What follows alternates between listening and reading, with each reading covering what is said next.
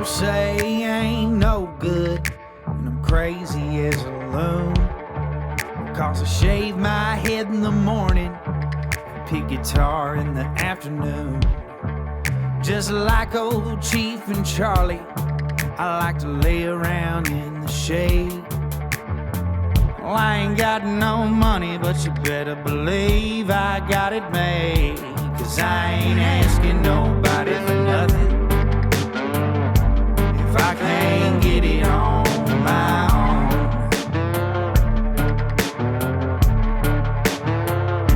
If you don't like the way I'm living, just leave this bald-headed country boy alone. What's up, folks? Thank y'all for tuning into the Josh Terry podcast. When I say I'm excited for today, I have to talk to social media personalities all the time, country music artists. It is rare that I get to talk to somebody that actually knows what the hell they're talking about, somebody that's earned the notoriety that they have. Not only did this guy just used to kill it in the NBA, he's also just a motivational speaker, a life coach. I love watching his videos. His outlook on life, his mindset is beautiful. As I was telling him right before we started the show, he says everything that I want to say, but how I say it, podunky, he says it articulate, beautiful, clean. I just cannot wait for y'all to hear everything this man has to say the next little bit. Mr. Cuttino Mobley, thank you so much for hanging out with me. And I did say your name right because I've practiced it so many times. I feel like I was going to screw it up because I'm so bad with names. No, so it's Cuttino, but Cuttino. when I was in grade school, people used to call me Casino. Okay. And it doesn't. Listen, as long as you're talking to me, I'm fine with it. It's Okay. all right. Well, I'd heard when I looked at everybody's video, like anything that you were tagged in, I heard it said like 3 or 4 different ways. And Yeah, I it even is. heard announcers say it different ways. And I was like, Yeah, shit, I yes, should have just always. asked beforehand. But No, I, it's I, I, it's it's I was too fine. busy listening to you talk a while ago, and I just slipped my mind before we started. Oh, well, thank you once again for start doing this with me. I've got to ask you before we get started, get real deep or anything, because I can't wait for deep conversations. You're a Philly guy. Mhm. Go Phillies, Eagles. the Eagles won last night. How you feeling about that today? Listen, I love it. So really quick, I grew up a boxer and a football player. Okay. So in my mind, I wanted to go pro quarterback because my favorite player was Randall Cunningham. Okay. Yeah, so Randall Cunningham was my god. He was my end all be all. He was just so graceful, so smart, so athletic, so everything, right? He's a Philly guy. Well, he's actually from Santa Barbara, but he was a Philly quarterback, whatever.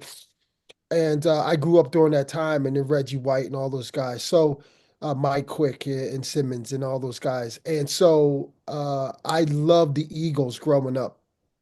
And to see that in the last 3, 4 years we won 2 Super Bowls is super exciting because Philly's a rough city, man. Yeah. It's a really rough city. They do not care. They beat Santa Claus up if they have to. It's just the craziest thing, you know what I mean? But it's Uh, all in love. It's a tough love. so I'm big on like second chances, right? Like I think that most of the world should get a second chance. I had made a lot of mistakes when I was young and I got a second chance in life.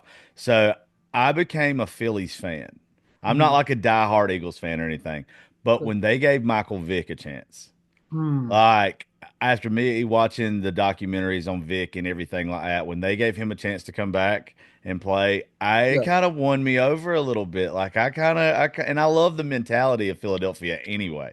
Like I Yeah, kind of yeah. like they'll beat Santa Claus's ass. Yeah, Like yeah. I kind of like all that about Philly. So in hockey is the Broad Street Bullies, Yeah, 1974 when I was born. Right? So they're like fighters. It's like yeah. that's we grow up fighting. But it's like the Irish pub back in the 30s, 40s, where it's like I can fight you and you're like bleeding, but like we're still brothers. It's like Oh yeah. kind of love, that toughness. Yeah. Well, one of the things that like I always try to get my friends to understand, like I like the idea of the definition of weird and unique is almost the same thing. So I Mhm. always catch myself calling myself weird. But I always say like there's certain things like if you had a creed, you're supposed to have a couple things like you stand for, right? So like old mafia stuff, old cowboy stuff, old gangster stuff, like I absolutely love because it's all about respect, loyalty, and all that kind of stuff, right? Well, that old stuff where you used to could fight it out with a guy, shake hands, and your buddies afterwards, and you aired your grievances, but then you're good. Like I wish we still had more of that in Philly to me. Like Mhm. anything that's centered around y'all, it just screams that to me.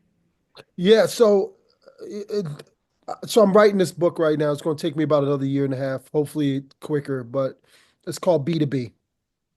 And B2B, people know me as playing basketball, but then it's basketball to business, right? And Okay, then cool. business to a lot of people is, Wall Street is this, and business actually is within, right? And within that business, whatever company you kind of set up, right? There's the LLC, there's the S corp, there's the C corp, is whatever how you want to set it up. But at the end of the day, you have a board, and in that board, you would have bylaws, right? So it's the same thing when you're talking about that because my father and I, I grew up at avid gangster, watching the movies and listening to all that stuff, and they had bylaws. Yeah, And we should, in this society, it's the only way to keep the chaos under control is bylaws, yeah.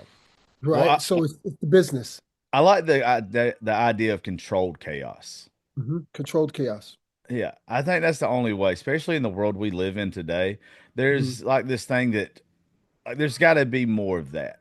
There's too hmm many people, and this usually gets me in trouble, by the way, what I'm about to say. And everybody always takes it wrong. I take it out of context.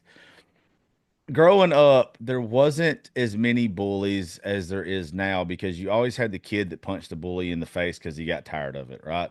Like hmm eventually somebody got tired of watching other people get picked on and hmm somebody stood up. And like hmm I just wish that there was more of that. I wish there was more of that mentality. Those bylaws that you're talking about protected people from just getting harassed all the time or just getting that shit fed down their throat to where you eventually had somebody come at them and put them in their place. I wish we had more of that. Yeah, and the thing about that is,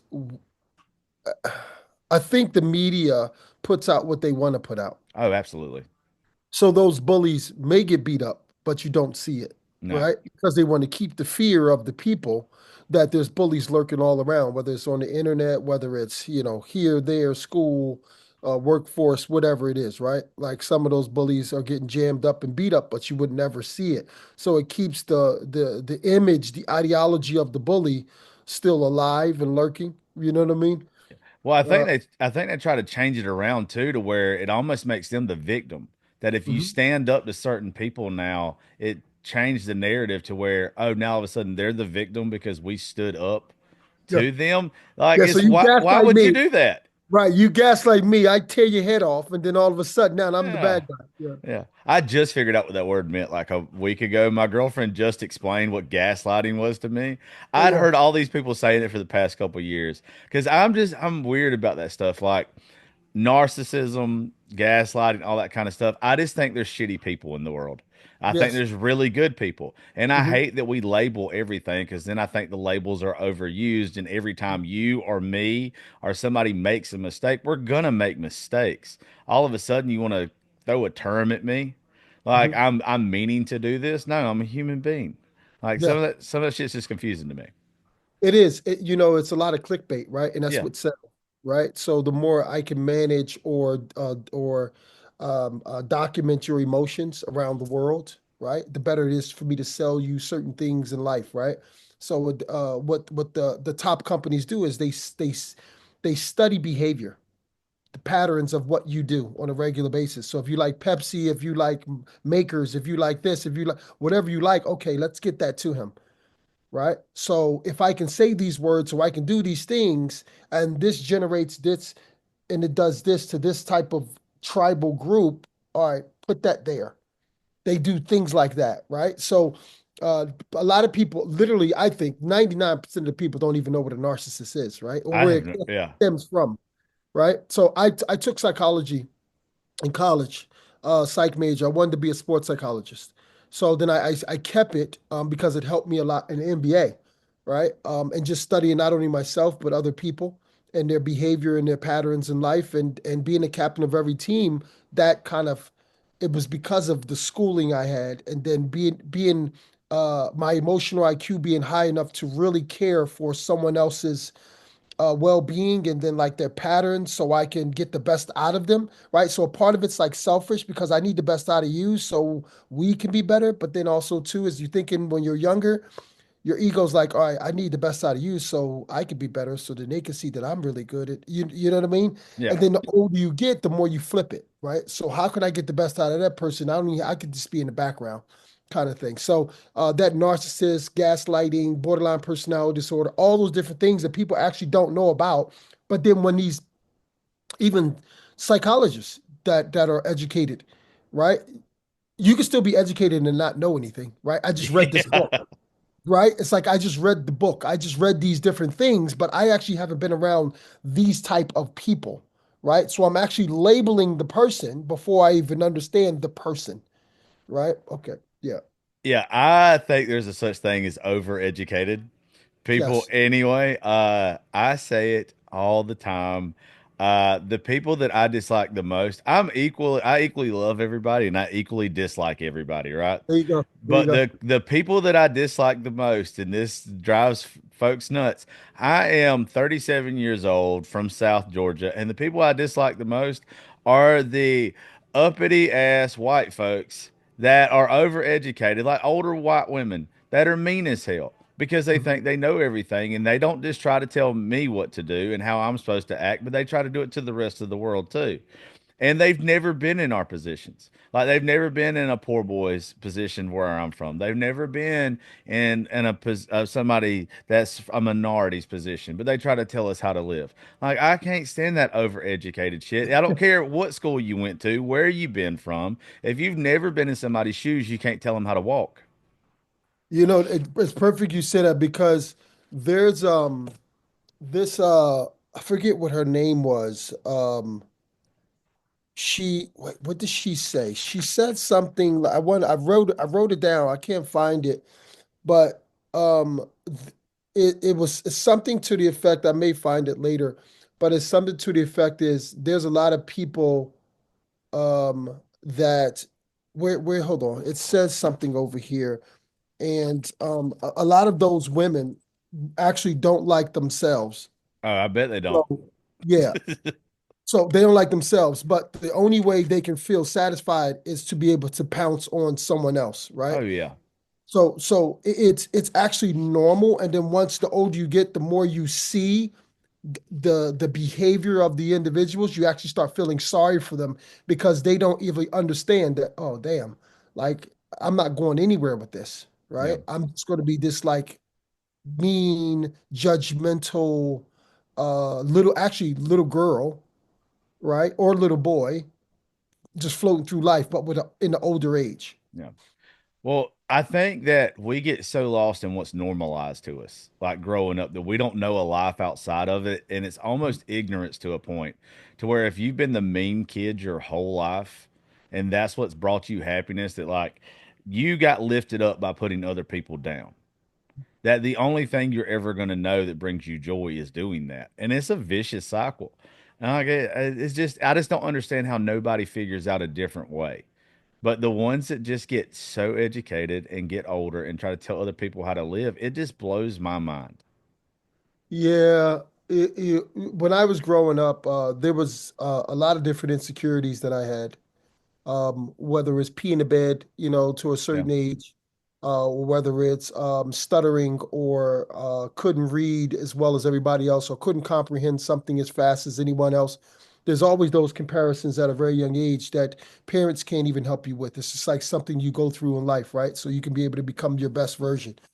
But what what I what I realized is that um, your first this is not me, but this is more of a science thing, right? Your first 7 years is more like 75% of who you are, right? And then all the people that are around you kind of mold that. And then you learn from there that 25% of who you want to become, right? And hopefully those 7 years, there was a bit of like innocence and genuineness and authenticity in that, so you can be able to have the hope to be the best version of yourself.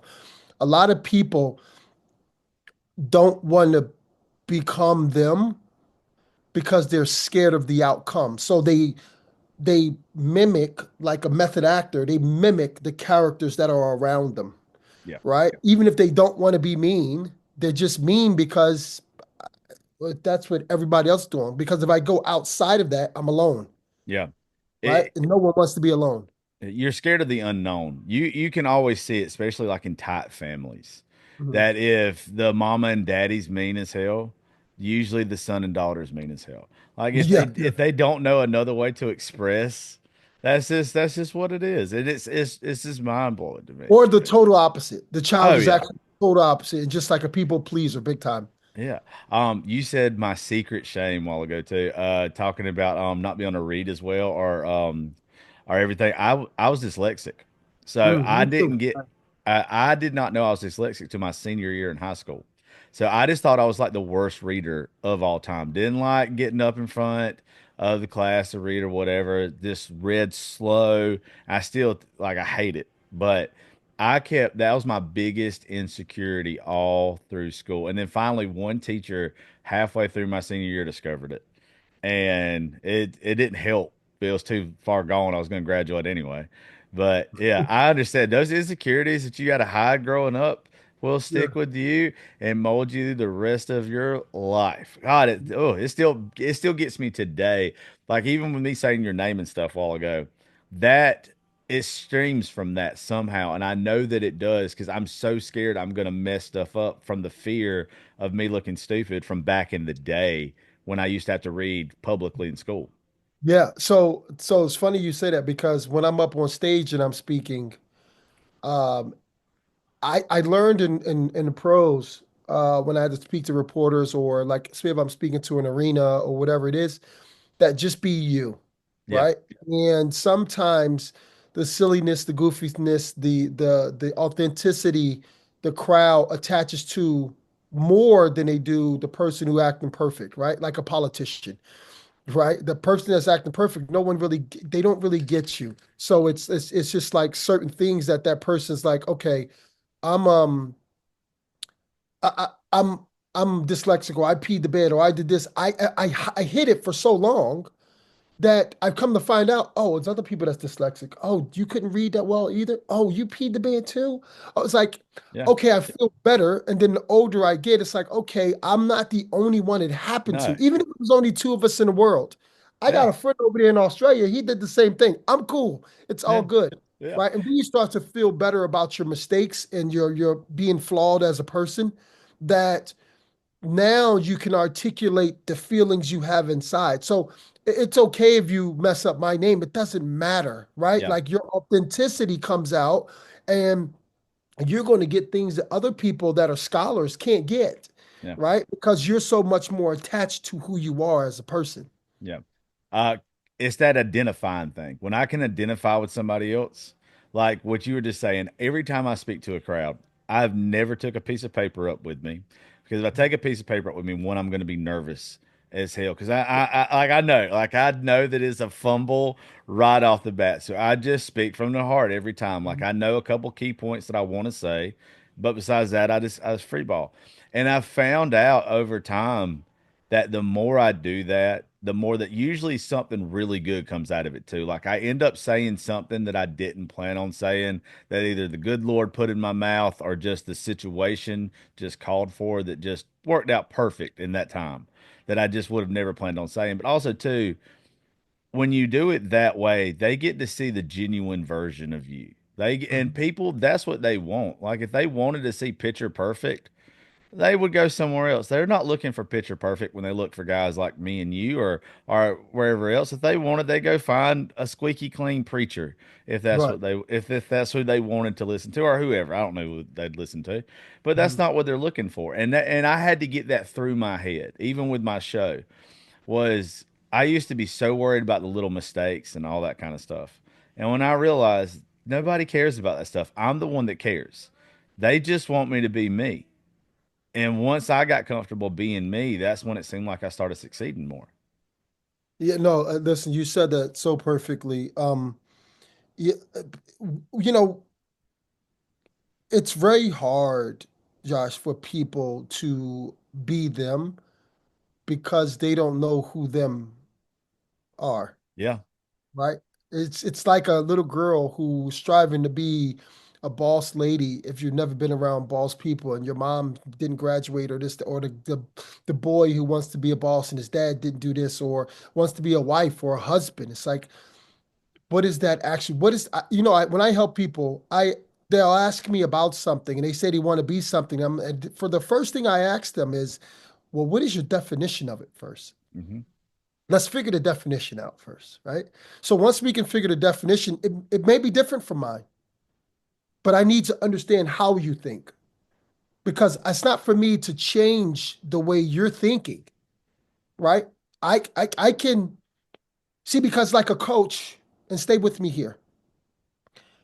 You give me players. And when you give me players as a coach, I need to set up the best offense and defense that's to your talent. I can't say, Josh, listen, you're on my team. I need you to post up and run a triangle. He may not be good at the triangle. So as a coach, I got to make sure that I get the most out of Josh for what Josh has for me, right? So in saying that, when people are going through life they don't know who they are because they've always been told of being something else, opposed to that parent saying to them, okay, you know what? I'm going to this is what's happening right now. This didn't happen when I was there. So what I'm going to do is I'm just going to help you throughout your process, not judge. You do you, and I'm going to learn your world so I can help you in your world. Because 50 years ago, my kids weren't here. 25 years ago, my kids weren't here. It's a totally different world. It's their world, it's not mine.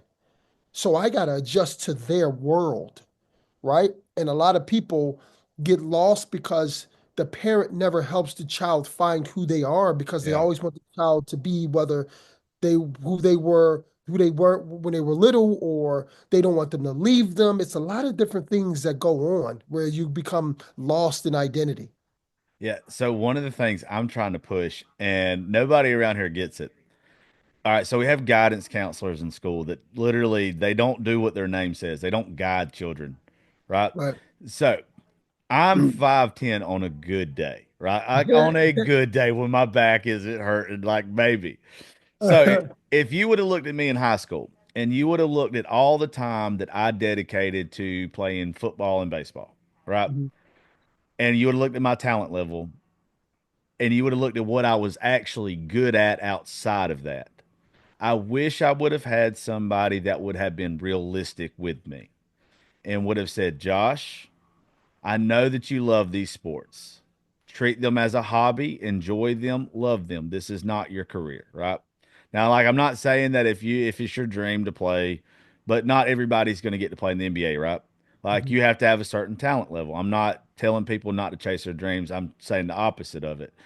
There are certain people like me that dedicated way too much time to something that I've got tore up shoulders, I got tore up knees and stuff now for just high school sports, to where if I would have went ahead and started working on radio, or I would have started working on what I was passionate about, writing music, playing the guitar and stuff, then stuff that I thought was so far fetched, that I thought that those things were so unachievable. But for some reason, I had it in my head that me playing baseball was achievable in MLB.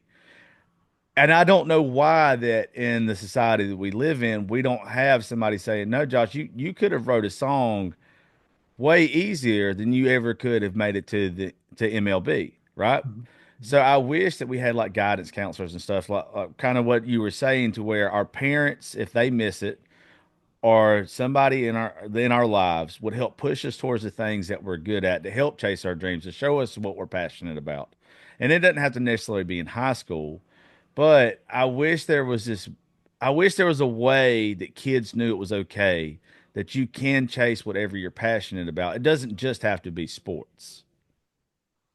So you said a lot there. And free of charge, I'm going to explain to you why you didn't do those things early. Okay. Really simple. You weren't confident, right? Oh no, absolutely not. How about this one? You were dyslexic, couldn't Yep. read, a lot of Yep. things like that, right? Yep. So in baseball and football and stuff, you're not actually reading anything. It's instinctual.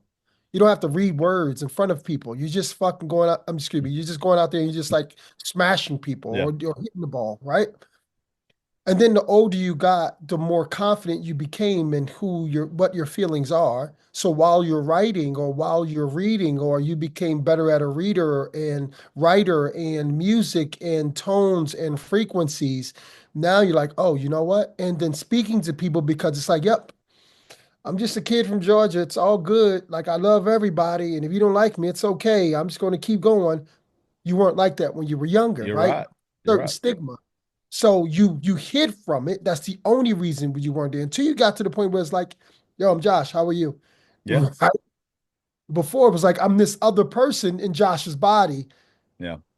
kind of thing. And a lot of people do that. They pretend we're all actors. So Yeah. you pretend that everybody wants you to be this. There was a monk that said, I'm not who you think I'm. I'm not who you think I am. No, I'm not who I think I am. I'm not who you think I am. I'm who I think you think I am. Which means is like I think you think I'm this. So I'm going to act like this or I'm going Ah, to hide from this. You understand? I get it. So you're actually just playing the trick in your head and stealing from yourself early. But again, it's human. Yeah. At a very young age, everybody's like, you can come out of You're college. playing the role that you think everybody wants you to play. There you go. Yeah, I get it. Yeah. There Yeah, you go. I've done that. I've 100% have done it until I got to the point, and I don't think I got to it till I was about 30. And I finally just realized my life was passing me by and I was doing what everybody else wanted me to do. Yeah. Like I literally was like I just remember waking up one day and just and I love my daughter. She is my best friend, but I thought the life I was living at the time, I was just like, what am I doing? Like I'm gonna wake up one day, I'm gonna be 70 years old. I might have a retirement, maybe, but what am I gonna have to show for it? Like Right. what is it? Like I should go and I should pursue my dreams. At least if you pursue your dreams and you fail, you can at least say you pursued them, you tried. I would rather fail chasing my dreams than succeed living a lie. Yeah, yeah, I forget who said this. I have so much information in my head at times I forget who said it, but it was speaking about a guy who died and came back, and um, the ghost of his past talents Yeah. met him. Okay. And again, this is not verbatim. It's I'm convoluting the story or whatever. But they were saying to him, "We gave you all this talent and you wasted it." Right? So then when he came back, he's like, "Oh, wow. Okay. I need to actually do this because I can do this and I can do this and I can do this." And that's the last thing you want to, regret is the worst pain you can have, especially at an older age, right? Where you didn't do the things that God is giving you to do. And that, some people just, what can I do? And it's like, listen, be active first. Go what you feel. Go off of your instincts. Do that because whatever, even if it's suffering at the moment, it's a lesson to get to the next thing. You ever read a book or you ever do something and it sends you down this Pandora's box of like something else, and this was attached to this book or this was attached to this situation, and now I'm on YouTube studying this, and then this brought me to that. That's how life is. So the first few things may be a struggle, but you become so much better in that struggle that that's not even a struggle no more. That's why I call life a beautiful struggle Yeah. because it's always teaching you something, right? But you have to go down these rough roads right now because to get all the way up here, I got to mess around down here and it may not make sense. But once I get here, it's like, oh, yup, that's the reason why that was. Yeah, Boom. it's not possible. It's not possible to get there without the struggle. Yes. Like this preacher that I absolutely love listening to is a guy from Houston. His name is Keon Henderson. I don't know if Okay. you've ever heard of him. He Yep. is great.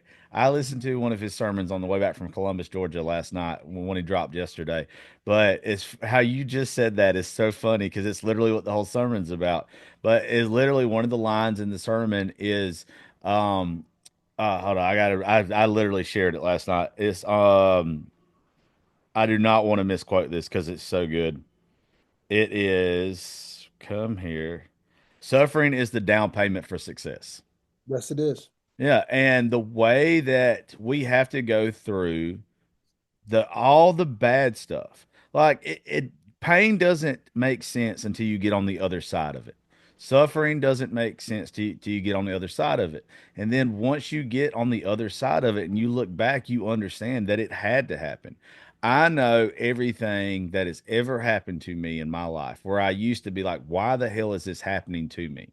Hmm. I do know, as cliche as it sounds now, that it had to happen to me so it could happen for me. Hmm. Like it had to. It doesn't make us the men that we are without having to go through it. It's almost like you're battle scarred. You're literally you have to be. You're weaponized. Like that's you had to. So, in saying that, you can switch the words, but success is not a continuum, Yeah. right? Success is a momentary. Suffering is a continuum, Hmm. especially if you want to build. But success, you have to pay the rent every single day. I can shoot last year, I'm 44% from three. That doesn't mean I can stop practicing my threes Yeah. and then the next year I'm going to be 44 again.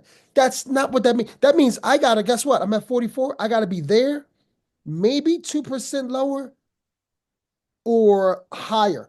I can't do anything else. Yeah. People don't understand. I play in the NBA and I put pressure on myself. Okay, you average 10 your first year, 17, 18, then 19, 20, then 20, 21, then 22. And it's you got to keep going up. You can't go down. So you put the pressure on yourself to be great, Yeah. right? And everybody now, what you did is you taught people how to treat you now. You taught the reporters and the media and the fans. It's like you have to do that because you gave that to us. And my dad, when I was younger, used to say, maybe that was one of the reasons why, is that if you show me what you can do, now you're in trouble. Yeah. Because I'm gonna hold you to it. Yep. Don't Well, act smart and play dumb. when you set the expectations of yourself, you can't get mad when people want that out of you. Yes. Like you can't like it doesn't. Yes. One of the things that I'm really trying to push in my head though is everybody has a different idea of success. Hmm. I'm trying to stop making success for me monetary things or things that are short term. Hmm. So like for me, my peace of mind, my mental health, stuff like that. Hmm. Instead of me attaching success to a bank account, I'm attaching it to the joy I feel in life now. Now that Hmm. don't always happen. Like it's I would be lying to you if I said I had it figured out because I don't. Like, Hmm. but I'm better at. I'm trying to get to where, like, how you're talking about with your percentage or on your threes or whatever. Like, I used to think that way to where everything in my life, if I didn't get 100,000 downloads on an episode of the podcast, it was a Hmm. failure. Hmm. And now it's like, okay, it doesn't matter. What's the content of the podcast? Like, did one person hear it and did it help them? Hmm. To me, now that's success. Yep. Business wise, it might be a terrible business model, but I've always said since the beginning, even when I used to work in country radio, I've always said morals over money. Hmm. If I pick my morals over money, I can always sleep at night. And I'm trying to apply that more to everything now when it comes to success. Yeah. So, and being successful at a young age, it is predicated on money. I don't think people really understand what happiness actually is, right? Yeah. Being happy. is momentary, right? Happiness is a lifetime. Absolutely. So you think of Shannon Sharp and Club Shay Shay, right? I love Shannon. I love Um, listening to him, dude. yeah, yeah, I love Shannon. It's so funny. It's an amazing character. And Shannon is authentic. He's always been like this. My cousin John Mobley, who was a linebacker when they won those two Super Bowls, Terrell Davis, a great friend of mine, like a brother. Um, Shannon blew up with his podcast, already doing well, mind Yeah. you, but with Cat Williams. Yeah. But how many people did he do before Cat? A lot. A lot. Exactly. So sometimes even a VC, and then what they do is they look at Cat and they say, well, wow, let's look at the ones before that Yeah. because I'm intrigued, right? Joe Rogan had a one that went viral, or the VCs, right? They invest in 10, and sometimes guess what? Only two hit, maybe Yep. one, but it covers all the others, right? And then all of a sudden now those other companies are coming in and bringing their money in so we can invest in more things. That's just how life works, right? Absolutely. We are actually we are actually rewarded on mediocrity to the in the totality, in the whole, right? Because 50%, okay, that's great, but that's a big man. But then if you're shooting 40%, of you shooting, if you're batting 300, you miss seven, right? Yeah. So it's like I'm getting millions of dollars on things that's kind of below average. Mm-hmm. But that the things that 300, when I did hit them, it meant something. So they're going to count on me for that, and that's how Yeah. I live. I love life. Listen, I went through a separation, and then I fought for my children, spent millions of dollars. I got my children, and I have my peace of mind, right? Yeah. Millions of dollars are gone, whatever it is, I'll make it back. It's not a big deal, but I get to sleep really good when it comes to like loving my children, helping other men, helping even women, right? Become their best version of themselves, and not so much blaming the individual that you had this disagreement with, but then understanding where you're at the moment, because what you chose back then was actually something you desired opposed to something that was good for you, right? You get two beautiful children from it. That's great. Now go and live your life, right? Yep. You don't cause havoc. You don't disrupt anybody else, because actually that means that you were the one that was the problem. So now my life is very peaceful. Everything's great. It's all good. But again, it takes time to really learn who you are as a person, for so many different people, even your listeners, right? Learning how to take accountability is a very, very, very, very strong attribute to have. And it's a skill set. It's a skill set. Yeah, I just had to learn it. I kid you not, the past 8 months of my life have been insane. Mhm. Uh, I went through a very bad breakup last year Mhm. and thought she was the one. We got back together recently, but I had to hold myself accountable. Mhm. And she's a very, very good woman, but she just got sick of my shit. And I was not taking care of myself. Right. I was over drinking. Mhm. I was spending way too much time doing stuff that I shouldn't have been doing. Mhm. I wasn't focused on my faith. There was just so much stuff that I wasn't doing.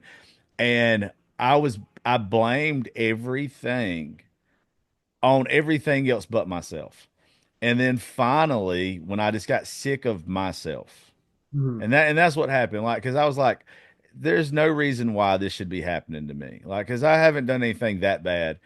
And then I looked in the mirror and I was like, yes, you have.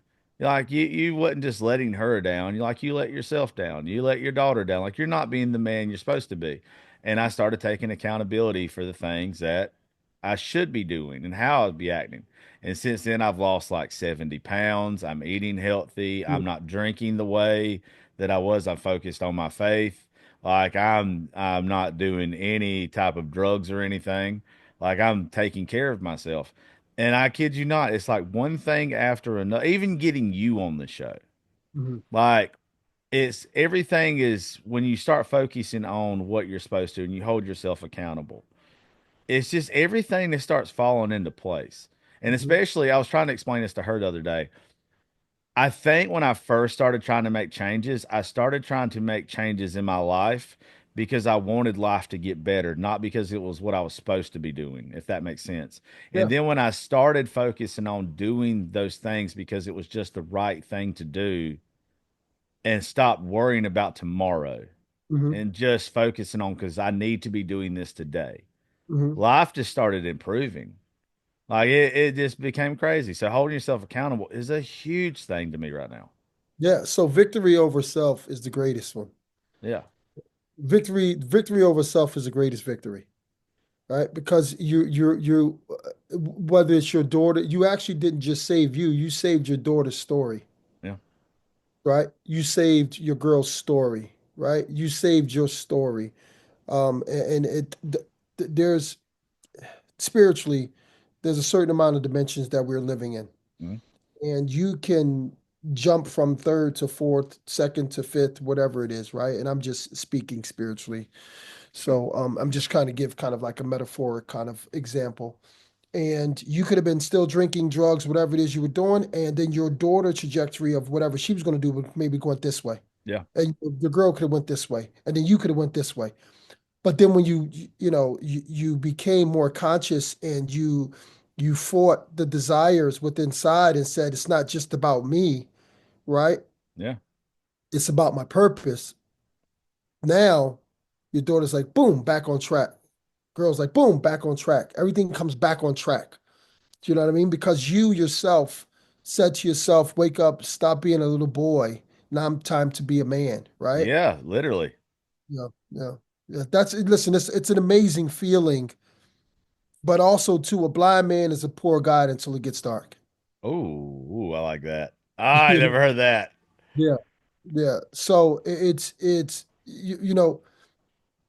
there's yourself and then there's the other part of you. And you're not listening to the person that you are now back then.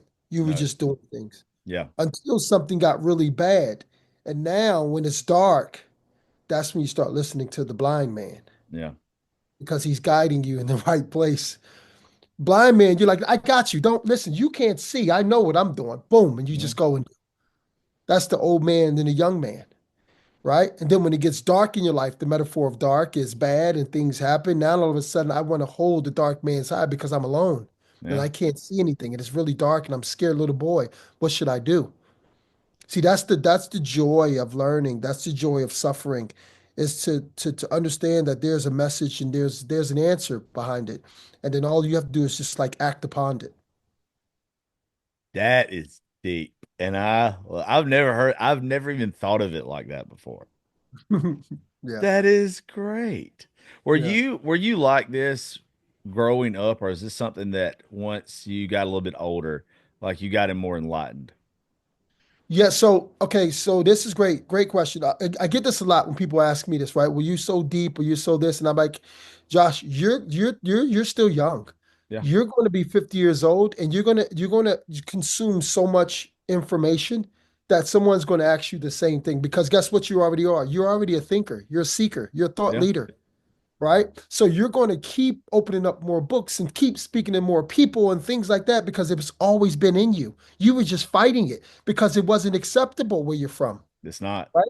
It's not a lot of people that are highly emotionally intelligent, right? They may be book smart, but the emotionally intelligent, more spiritually heightened individuals, it was frowned upon where you're from, Yeah. right?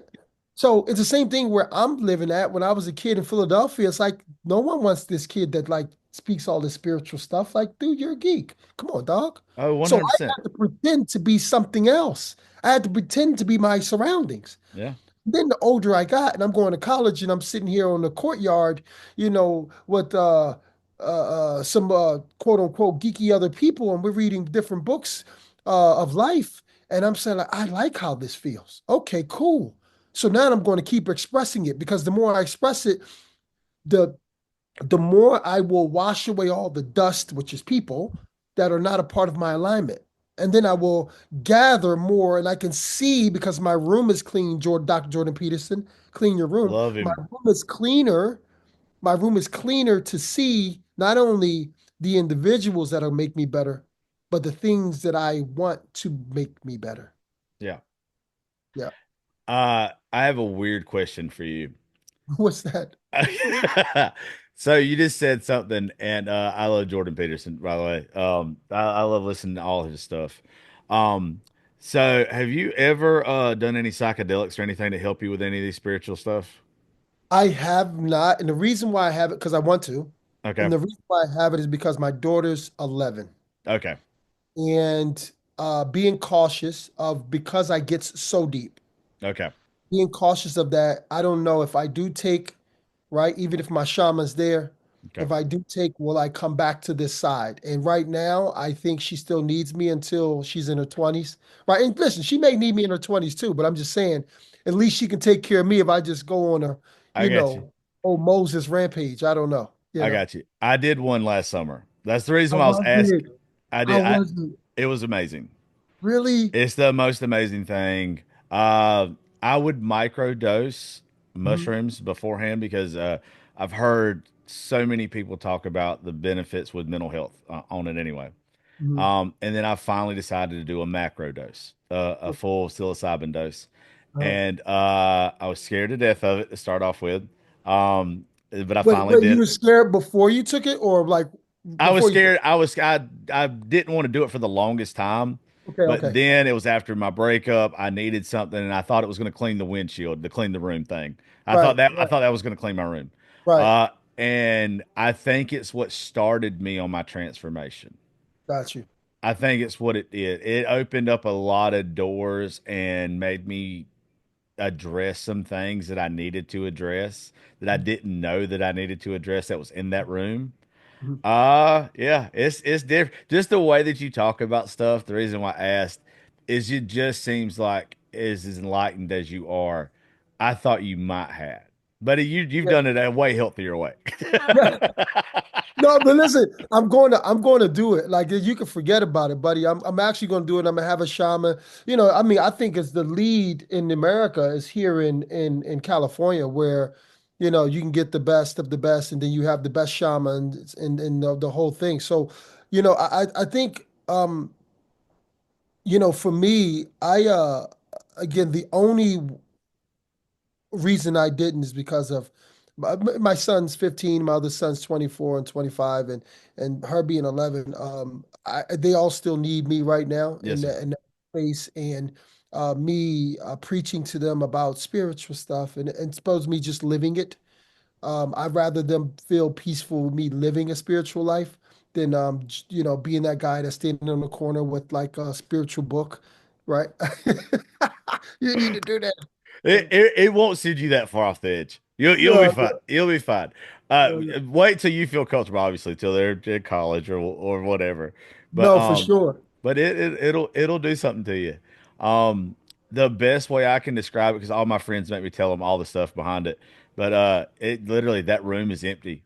You don't hold on to so like I have super bad. I used to have super bad anxiety and depression. I'm a suicide survivor from like 14 years ago, 2010. Oh, okay, okay. And I had people around here knew about it. And I've made it very public on my show and all that kind of stuff because I feel like God left me here because it was supposed to be to where I took the taboo out of it for people. Like, and I've had a lot of people over the past 8 years since I started my job, even back in radio, that I would be talk publicly about it because I think I was supposed to where I'm supposed to make people not feel alone. Right, Like to where I like used to when I even say the word suicide, it just tastes like shit coming out of my mouth. right. Now it doesn't even like it's just another word is the best way I can describe it to somebody. I have comfortable conversations with people when they're struggling now. We work with a lot of veteran mental health organizations because of it, and I love all those guys that we get to work with. Mhm. Um, Let me know. I love stuff like that, man. I'll introduce you to a bunch of them. They would love you.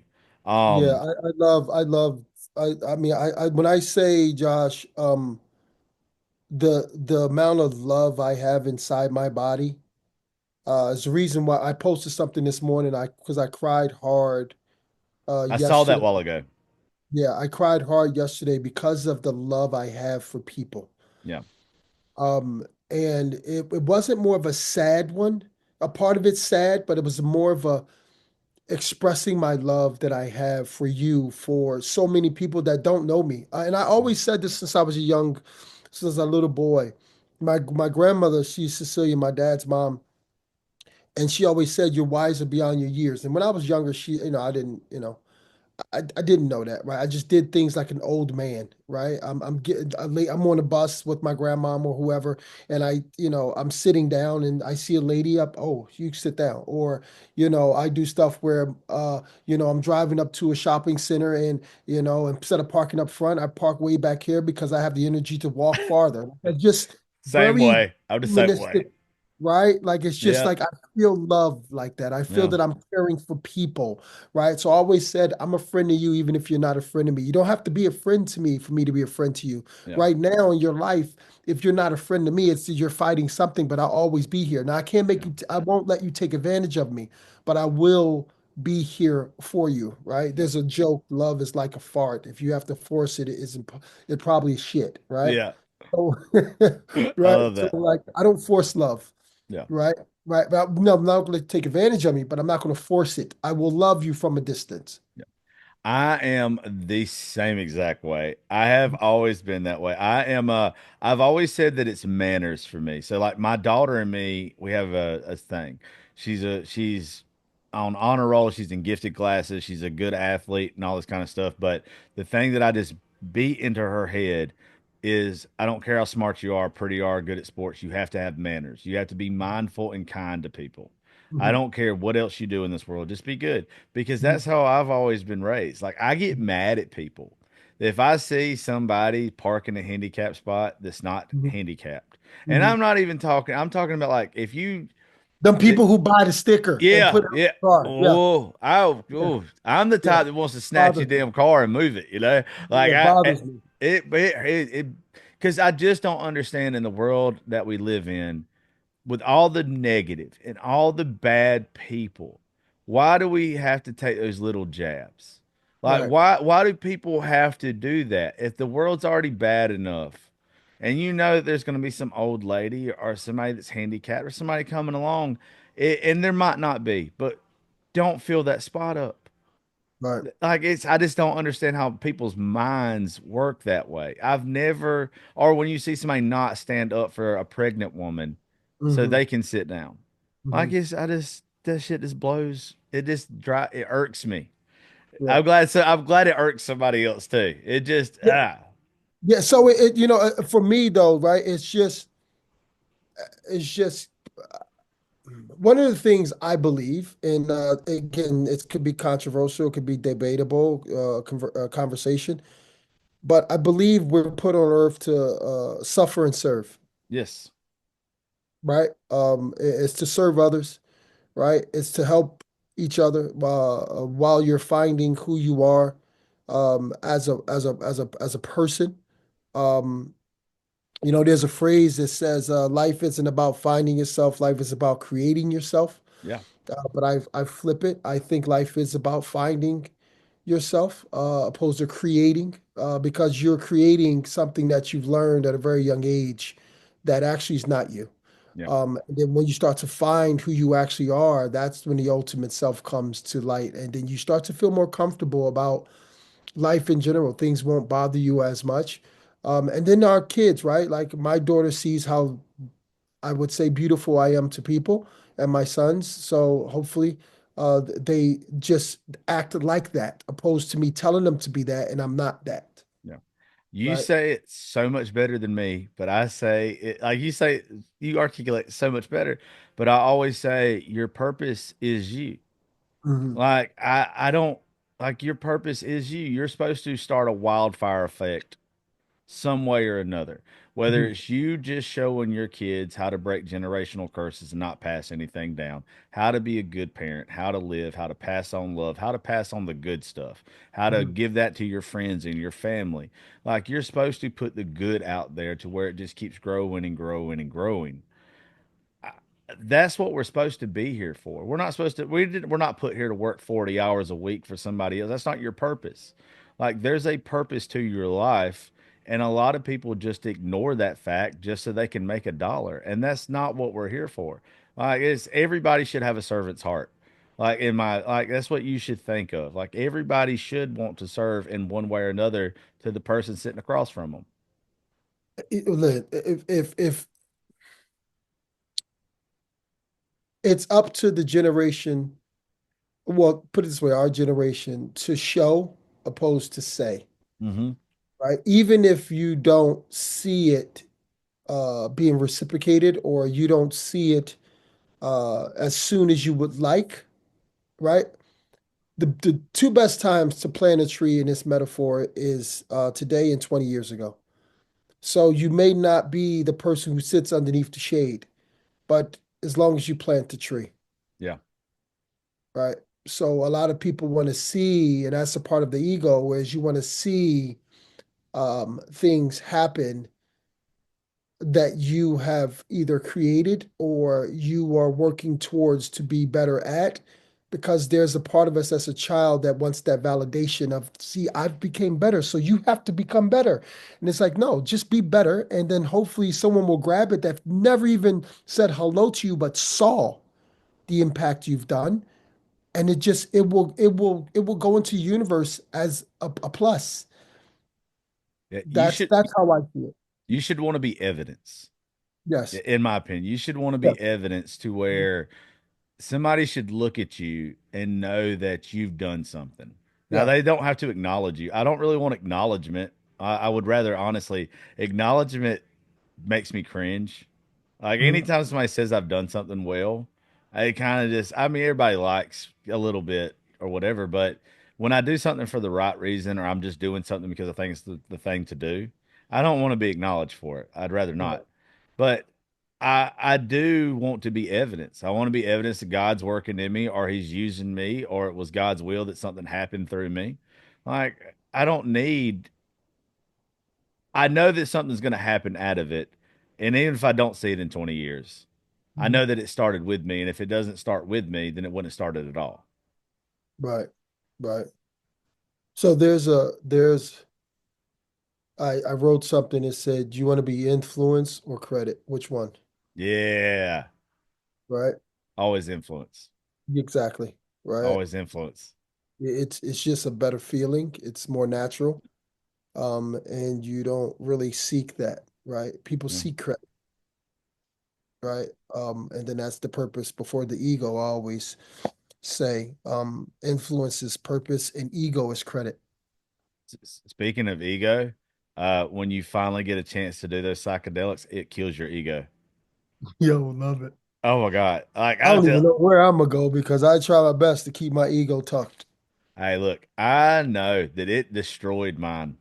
Like it's the best. Like I and like it just makes you think outside the box. It like that Right. you've never done before. Like Right. and it's like I'm not that important. Yeah. I'm really not. Like as stupid as it sounds, it made me everything that I needed to get rid of myself. And Mhm. ego was my biggest one. I didn't realize that ego was my downfall. Right. Like, but when I say ego, pride's attached to ego. There's a lot of things like even this for the longest time with this show. When I first started it back in 2020, after I got fired from country radio, um, I wanted to have on people that were just going to change folks' lives. Like I wanted to have on motivational stories and all this kind of stuff, right? Well, Mhm. we did that for a while. We got on some big playlists and all that kind of stuff. But then, and numbers were good, ratings were good, and all this kind of stuff. And I had a couple people on that were like social media personalities for shock value. And the numbers went through the roof. Mhm. And when the numbers went through the roof, I was like, oh, I like this. And I kind of lost my way Mhm. because I was just being stupid and it was fun and all this kind of stuff. And my ego just exploded. We were like number 74 in the world at one point in time. And Love it. I was like next to Michelle Obama on the Right. like charts Actually, or that's my whatever. cousin, by the way. Is it really? Yeah. I've got a picture on my phone, and it's one of the happiest days of my life. I'm in Yeah. between Michelle Obama and the show Catfish podcast from MTV. And I'm Okay. like, how the hell is this my life right now? Like, I don't understand this. There's just no way. I love A- it. I was like, okay, I want to stay in this world. Like, I like this world. This is cool. I don't belong here. Yeah. And so like my ego got the best of me for the longest time, and then I kind of lost my purpose, and I Yeah. started having people on that I probably wouldn't have on. And it wasn't conversations like this one here. And now I'm back to where over the past 6 months, I'm only having people on that I know I can have a conversation with that is deep, that somebody's going to hear something Hmm. that you say or I say, and they're going to want to dig into it. Hmm. And yeah, they're going to be entertained and they're going to laugh and they're going to have fun and all this kind of stuff. But I want them to think. And Right. my ego probably wouldn't let me have that before. Like this show, I would have done this show regardless. Don't get me wrong. Like, yeah, I would have done your show regardless. But some of the people, there's no chance I'll have some people back on this show. But the ego got the best of me, and now it's like I know what I'm supposed to be doing. That's a great thing. I think just for your listeners and for everybody out there, if they can take, there's a few different things I can say, but I believe that love loves to love, hate loves to hate, sadness loves to be what it is, right? If you feel anything other than love, it's not love. You're mixing another trait into love and calling it love. Yeah, Right. So a lot of people justify it like I love you so much, I'll do this. So I did no. Love loves to love. Hate loves to yeah, hate. Right. So the key word is love. So whatever it is that you are doing in your life, understand that, take a step back and realize, and that's great that you have that conscience to say, you know what, I want only things that's going to enlighten my spirit. Right, that's going to make me a better individual because guess what, Josh? Like your daughter's watching it, right? And then she yeah, can watch years from now and be like, and feel proud that like my dad is like a like one of the best human beings. That's my thing, right? Like, yeah, is maybe upset as my children may be of me at this time or whatever it is. You go through life, you're like, wow, my dad's a really good person. Like, like my dad's a good person, right? My stepfather was a good person, just a good human. And not the flaws of man, but just as a spirit, a yeah, good spirit. And that's what I fall in love with. That's what I love the most. And for anybody out there, especially if you're a parent, I've learned the beauty of life is to have something or someone to die for, but yet being vulnerable enough to live through it. yeah. Do you have trouble? Because I post videos all the time and I try to make myself very vulnerable, right? Because one thing that I have just I get such mixed reviews from men on this because men are so scared to be vulnerable. I'm Hmm. not. I'm already tenderhearted as hell. When I saw your video where you was crying earlier, I cry all the time, and it's happy though. There's Yeah. always like I'm overcome with joy usually, and it's like I hardly ever cry because I'm sad. I Right. usually get mad if I get teary eyed more than when I'm mad and cry, or Mhm. however that is. But when I'm overcome with joy and happy, that's when you're going to get tears out of my eyes, or just that over sense of love. Usually, if somebody says they're proud of me, you will get tears in a heartbeat, like Yes. Yes. every time. Yes. But like every time I make a vulnerable post or I'm talking to men or they hear something on the show about how you're supposed to open up and be vulnerable and talk about shit, every guy, they're just so against it. But you don't seem like it at all. And you seem so peaceful. You seem like me to where like it doesn't bother you at all. No. No. Because one is I'm not in this world alone, and I know that other men. My brother, who I love to death, who's actually wants to hurt me right now. He suffers from mental situations. Yeah. So I'll get a text message or a DM from him that's threatening. But I love him to death, right? I'm the oldest of them. And me growing up, not knowing how to be a father, in my early 20s, before my kids were even born, I had to be kind of like that because I was the head of the household for both sides of my family, right? And being accomplished. So I kind of took on that father figure, but not really because on I'm away and just watching my brother or watching my son or watching different people suffer from different mental situations like myself, but I always compressed mine, right? Where that doesn't do well. People need to see that you are human also. And there's a certain amount of deaths, like I said in that video, where people passed away and no one see me cry, Mhm. right? I just kept on with my day, but I'm tearing up inside. And you know, it's not a purpose thing. It's not to be tough or anything like that, but it's just how I was raised. And then now I get to the point where I have to, while I'm helping myself, I'm actually helping hopefully millions of men and people out there to express themselves and still be a tough, kick-ass person. I think you can do both. Yeah. I think that it's so ingrained in us. Well, for me, I'm not going to speak for you or anybody else. It's like the sins of our fathers and grandfathers where I'm from. That we were taught to when you're hurt, you put dirt on it. That Yeah. they didn't know no better. They didn't know how to teach you to deal with their emotions because they were never taught how to deal with their emotions. They normalized us compressing everything and putting everything down to where we don't. And when I had my meltdown back in 2010, after that, after I tried to commit suicide, I decided to discover what mental health was. Mhm. Like, and luckily, I'm here because I'm a dumbass, and I'm the only reason. I tried to take way too many ibuprofen 800s. If it wasn't because I took the wrong thing, I wouldn't be here. But that was Mhm. God's plan for me to be stupid. Right. Is how I tell everybody. It's funny. To me now, I can laugh about it. But after that, I didn't want to take the medication that they were trying to get me to take because it dulled me, my personality and everything. So I had to learn before mental health started becoming cool, I guess is how you would say it, Yeah. Yeah. how to deal with stuff. And Yeah. now I'm trying to get It's a got hard thing, Josh. yeah, Learning how to deal. yeah. And Learning I how to deal when your girlfriend cheats or when she breaks up with you or you get cut from this or you get a D or I'm shorter than everybody else or she doesn't like me. My dad's doing this, my mom's doing that. It's very hard to deal. Doesn't matter what book it is that you're reading. It's the feeling that I have. Your feeling is different than my feeling, and I have a absolutely. feeling. It doesn't mean, right, that whatever it is on the outside, the feeling you have is factual. Hmm. So now where do we go from there? That's the key.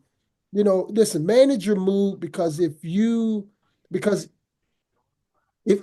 don't manage your mood, and it don't obey, it will command. Hmm. Do you understand?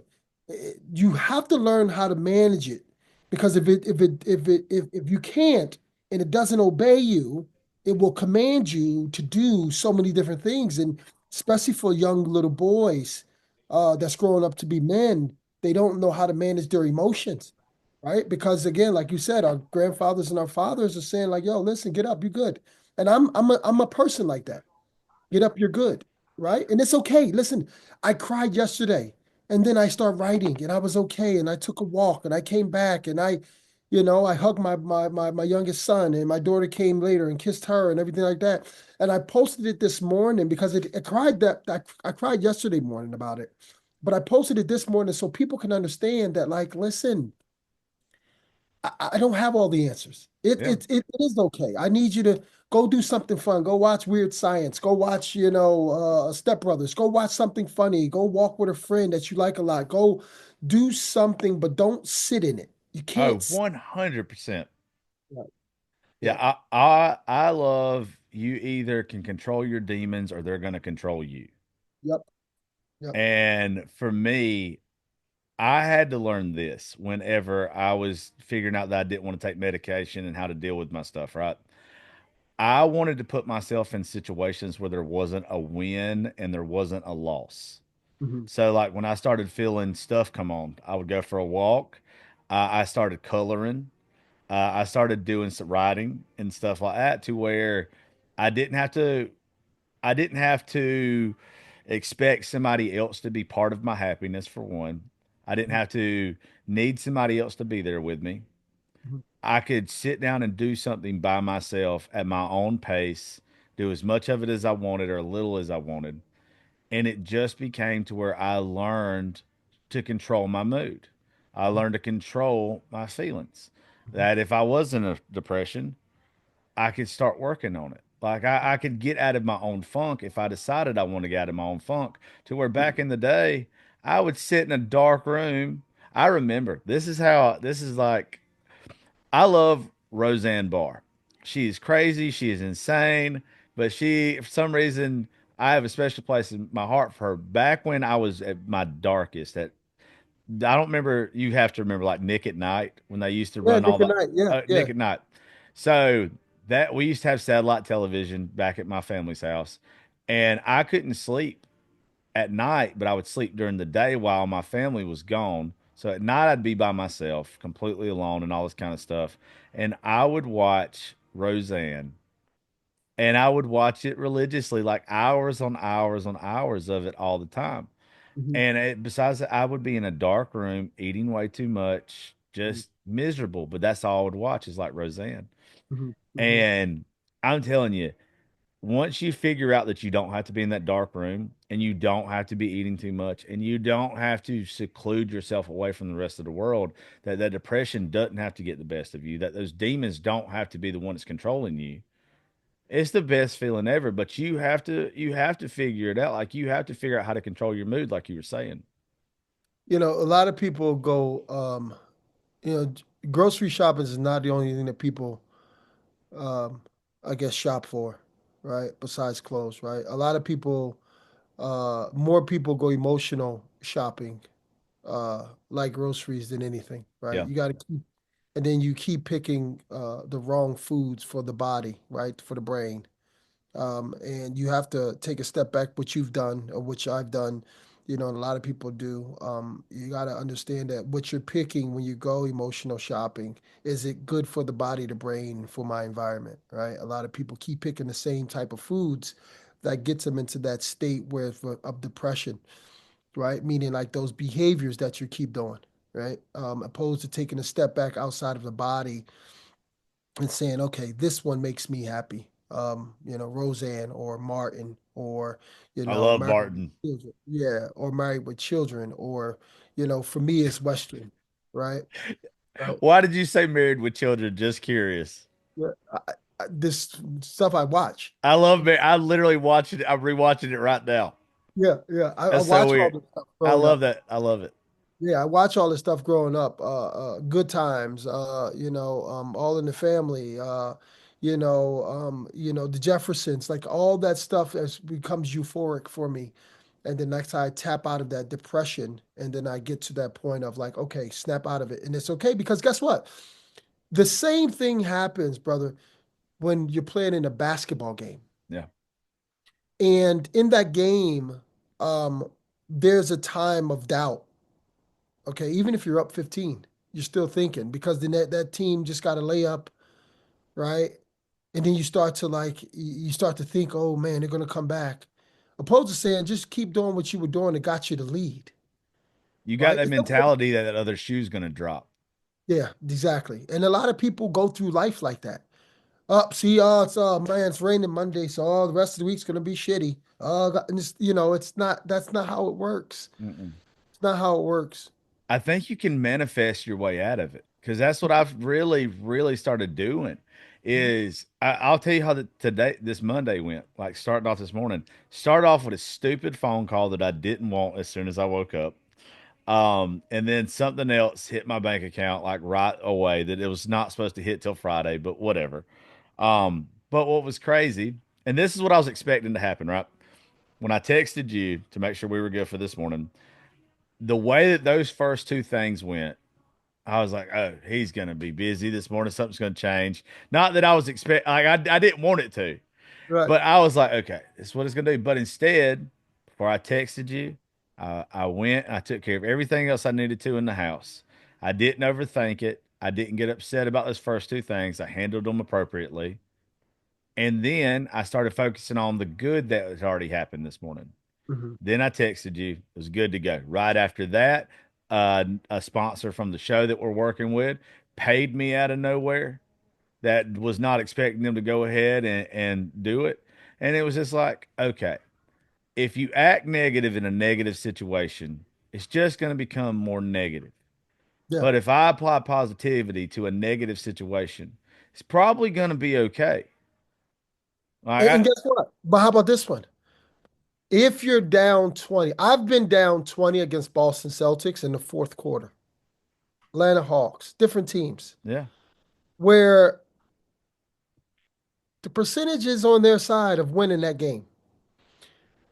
If just because they make a run, 6-0 run, 8-0 run, doesn't mean you lose. no, You keep it's I tell my son this is 15.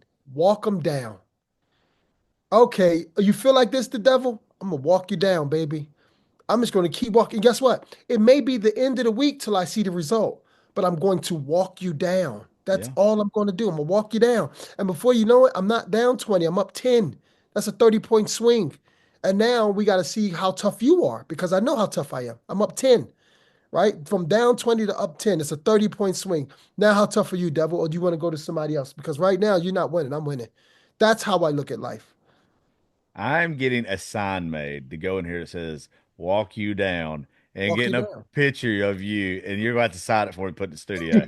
I love that. That is the best. Well, Yeah. I mean, it's everything's perception, though. It's just how you look at a situation. It's just the mentality. If you just every time something bad happens to you or something bad's happening to you at the time, if you're just negative about it, you're just going to make it worse. If you have Yeah. that mentality, and you always have that mentality that is all right, it's going to be okay. It's so much fun, right? It's I'm way telling you, better. it's so much fun. Depression, depression, and negative things in your life is a gift from God. Please Yeah. tell your listeners if you can or put it on repeat. It's a gift from God. If things go your way, you run away from your ultimate self. Yes.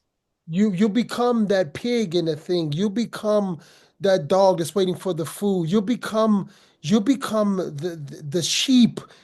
No, no, I want it. Thank you. When things happen wrong, I'm like, thank you so much because I was getting fat and sloppy about this one. Yep. I need to be stronger as a person, right? That's where the gift comes from. So I if you're 81 and 0, I don't know what losing is. When I lose, I'm shocked. Opposed to being someone Yeah. that's won 150 something games, right? Like at the end of the day, you know what? The Eagles, they they were 2-2 in the beginning of the season, Yeah. won the Super Bowl. Yeah. Yeah. I've always heard this. If you didn't know how bad it felt to lose, you wouldn't know how good it felt to win. There you go. Yeah. There you go. I heard somebody talking about it one time about Tyson. I love Mike Tyson. I've got a poster of Amazing. him. He's one of my favoriteest. I think he has one of the best stories of transformation and just everything of all You see time. how he evolved with Yeah. his spiritual journey and his philosophies, right? He wasn't speaking like this in his 20s or his No. 30s. He starts speaking like this the older he became because now his purpose is before the ego, right? Absolutely. Yeah, But because then now no one takes him. He's not in that warrior stage where if he did speak like that, how my opponent and how people going to see me, they may see me as soft yeah. or they may see me as this. And I have a perception that this is where it makes me money is to scare people and make people feel inferior and blah, blah, blah, blah. Now I start getting older. It's like I have nothing else to prove but who I am to everybody. Kobe Bryant. Okay, Kobe's one of my best friends. Passed away. Now all of a sudden it's like he was so spiritual and he was philosophical and he's so stoic and but you didn't hear that when he was playing. Mm-mm. He You just was heard a what a Mamba kid. mentality snake want Yeah. to kill you. I was so blown away by that documentary about how he was and how you know him Mhm. because all I ever heard about him is what just that Mamba mentality. Yeah. And Jordan too, but like more so Kobe for some reason. I think everybody kind of always the way I always pictured Jordan was just he's just Jordan. I guess that's the best way to put it. But like with Kobe, I never would have thought I would have saw that side. Yeah, because he kept everything suppressed, Yeah, right? To a small few. We would speak like this a lot. that's cool. And super intelligent, right? And very, very, I guess, connected to the spiritual world of what's right. You have to be a lot like me though, because with art with athletes, with Mhm. me with artists, they open up to me a lot because there's I'm easy to talk to. I could Mhm. see you being an athlete, of course, but I could see anybody just sitting there and just wanting to open up to you and being more comfortable with you. I would imagine even with him or whoever, you've had some of the best conversations with one of those guys that would never open up to anybody else. Yeah, so yeah, it's funny you say that because when I was doing Dad's point of view and I stopped because of the guys that I was working with, they weren't good, they weren't doing good business. But I have a new group that's going to actually help me fund it. And good guys. And I'm starting to back up, but I have about 15 episodes so far. I may start doing the whole thing over anyway. But from Matt Barnes, Dwight Howard to different guys, and um, it's called Dad's Point of View. That's cool. Um, it's not so much predicated just on like a dad, but it's just the point of view of men, right? And then there's women on there as well. That Tabitha Brown, who's she has her own little, not little, millions of people love her, especially on the East Coast. I interviewed her husband, and she came on as well to speak, and amazing people, and they opened up. I asked questions, and I think one thing is too is Josh, you're vulnerable.